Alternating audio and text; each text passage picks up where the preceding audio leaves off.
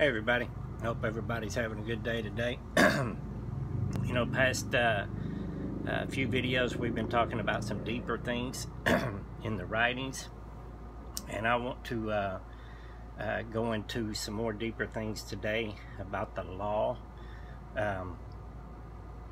There's a lot of confusion with the law. People, you know, they get things crossed up between things Jesus was speaking about and what Paul was talking about, and they have to remember that there was a transitional period, you know, and Jesus was fulfilling prophecy.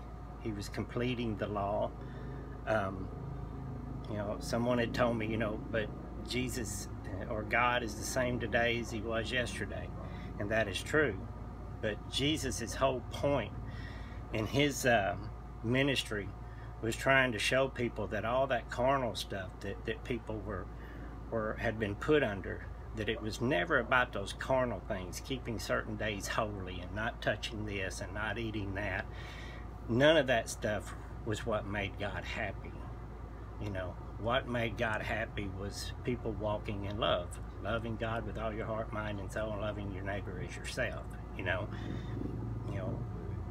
if you think not doing something on a certain day, whether it's Saturday or Sunday, or if not eating shellfish or if certain things, or keeping certain feast days and things like that makes God happy, then, you know, what does that make God?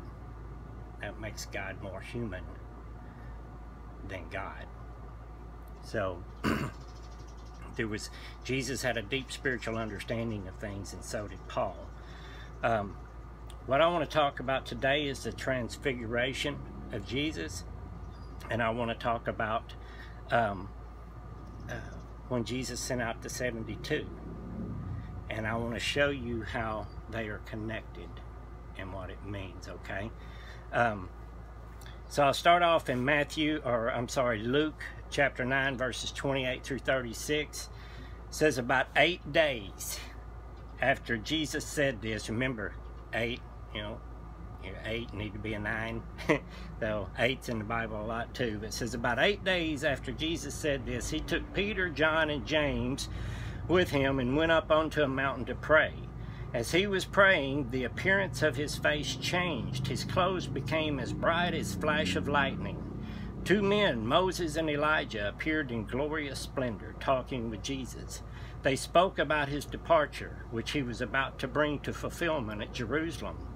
Peter and his companions were very sleepy. Now listen to this. You notice that a lot of times the apostles or the disciples are sleeping, you know, or they're waking up and things. So pay attention to that. It says, they were very sleepy, but when they became fully awake, okay, it's talking about fully spiritually awoke, not coming up from a nap, sleepy, okay?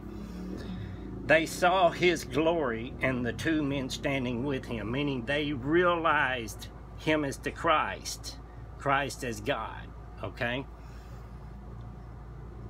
As the men were leaving Jesus, Peter said to him, Master, it is good for us to be here. Let us put up 3 shelters, one for you, for Moses, and one for Elijah. While he was speaking, a cloud appeared and enveloped them, and they were afraid as they entered the cloud. A voice came from the cloud saying, This is my son whom I have chosen. Listen to him. When the voice had spoken, they found that Jesus was alone. The disciples kept this to themselves and told no one at that time what they had seen. Now they had come to the realization, they were fully awake as to who Jesus was. You know, that the Christ had came to him, the fullness of God had came to him, okay? And they recognized it. They had been sleepy, they were in a, you know, they weren't real sure, but then they seen it. They were sleepy, and then they became fully awake, awoken spiritually, okay?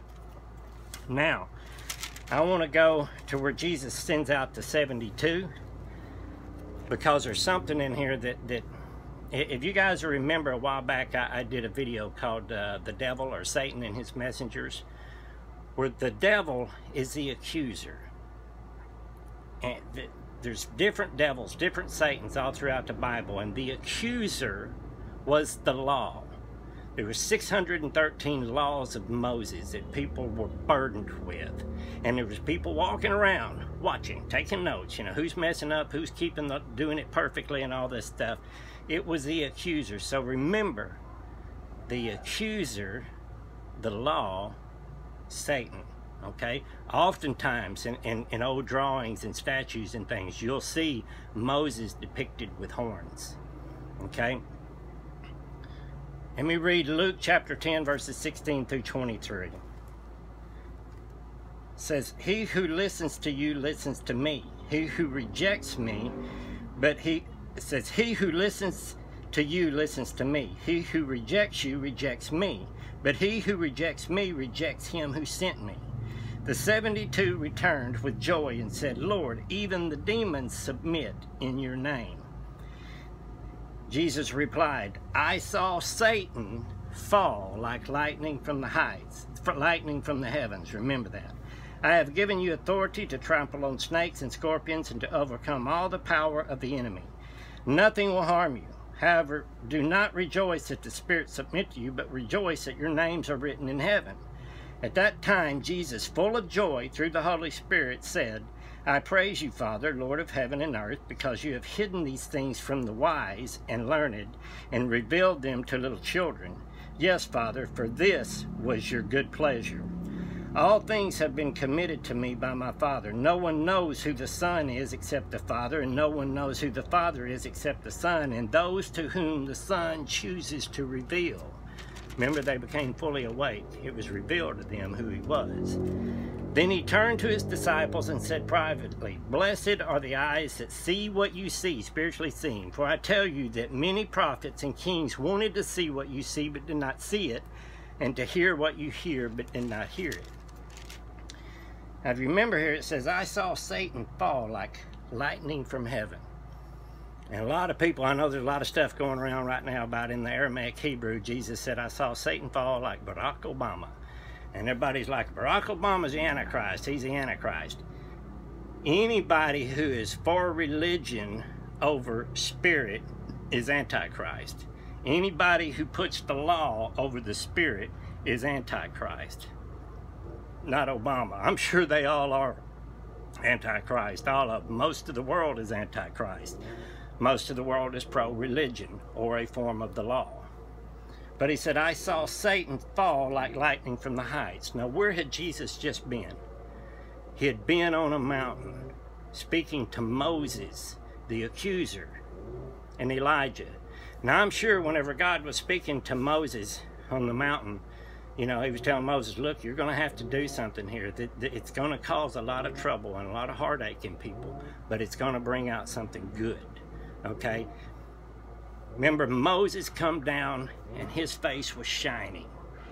Remember, Paul wrote, says, even Satan can appear as an angel of light, an angel of truth. People would come around with the law and mix law with grace, and they could make it seem like remember, an angel is a messenger of God. So even Satan, who is a messenger of the law, the accuser, could come and he could appear as somebody that had truth. Like, look, you got to stay circumcised, or you've got to avoid these foods, or don't touch this, or don't touch that, or you need to keep these festivals, or this day holy, you know.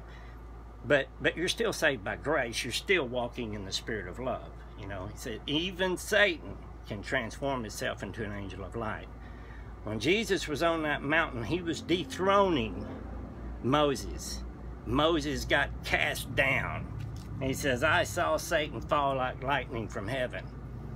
Jesus was dethroning Moses, the accuser, Satan, from the mountain.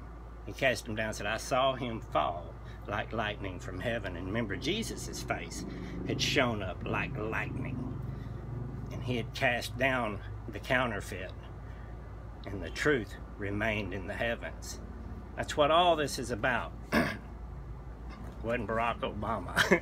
I'm sure they changed his name to that on purpose to get modern day Christians today all stirred up when he'd be in power. But he's not the Antichrist.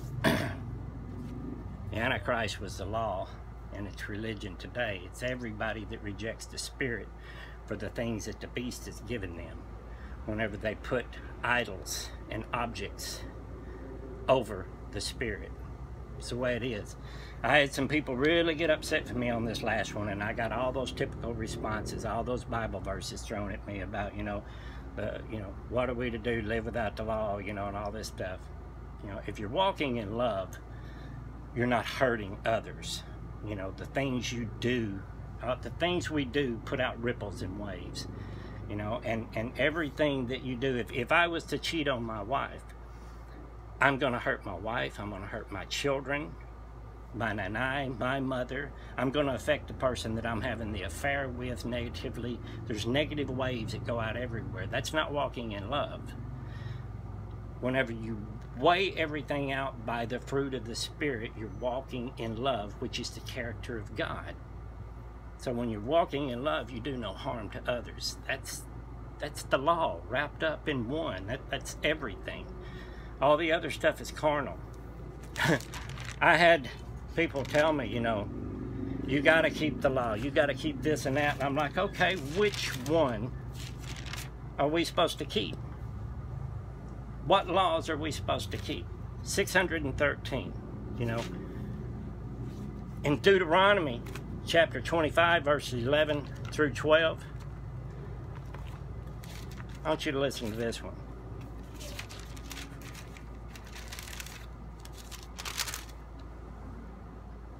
It says, if two men are fighting and the wife of one of them comes to rescue her husband from his assailant, and she reaches out and seizes him by his private parts, you shall cut off her hand. Show her no pity. Supposed to keep that one? Jeremiah chapter 8, verse 8. This should tell you everything you need to know. It says, but my people do not know the requirements of the law. How can you say we are wise, for we have the law of the Lord, when actually the lying pen of the scribes has handled it falsely, meaning they've added stuff to it, put stuff in there that doesn't belong. I can imagine for them to have written a law that said if two men are fighting and the wife of one of them comes to rescue her husband from his assailant, she reaches out and seizes him by the private parts, you should cut off her hand. That had to have happened to somebody. Somebody's nephew or cousin or uncle was beating somebody to death, and that person's wife went to protect their husband and did the only thing they knew how to do and grabbed him and stopped it. A guy that probably had one of the high priests was his uncle or somebody, and said, we got to change this, And so the next time they were rewriting all the scrolls, they added that in there, the lying pen of the scribes. And a guy was sitting back there going, yep, I told you, over there with an ice pack, God didn't tell Moses to write that on top of a mountain. Most people got to know better than that. So you can imagine that if the lying pen of the scribes got a hold of the Torah, which was God-breathed, the scriptures that were God-breathed that Paul wrote about to Timothy, the lying pen of the scribes got a hold of that. You can imagine what they got a hold of with the rest of the book. Okay, that's why going through the Greek and the Hebrew and understanding things takes away a lot of the confusion. But the best way to get rid of all the confusion is to seek a personal encounter with God for yourself. And whenever God flips your switch and comes into your life,